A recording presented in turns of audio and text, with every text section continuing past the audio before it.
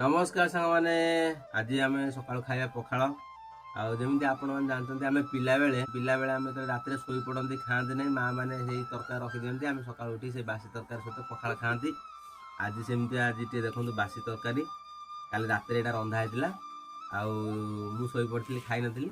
आज से तरकार देखिए कौन टेस्ट लगुच पुणी थे पिलादिन मन पकईदे समस्त मोर भी आज मन पड़गला पिलादिने मुझे बासी तरकारी पखाड़ भात खाऊली देखिए आज बासी तरकारी केमती लगुच आसतु भिडियो स्टार्ट करिया सांग मैंने काली राति आमर पनीर तरकारी होता जेहेतु मुझे खाई नी से मो बो कहला कि ना मो पुओ खाइनी माने मो पुओ रख आपण मैंने तो जानते माँ ही माँ खराब ही नहीं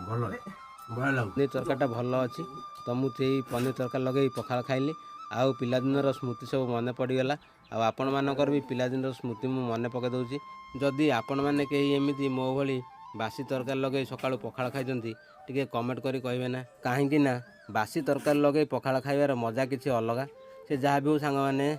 वीडियोटी केमती लगला कमेंट करी निश्चित कहबे पुणी देखा एक नुआ भिडियो रे रहिली जय जगन्नाथ।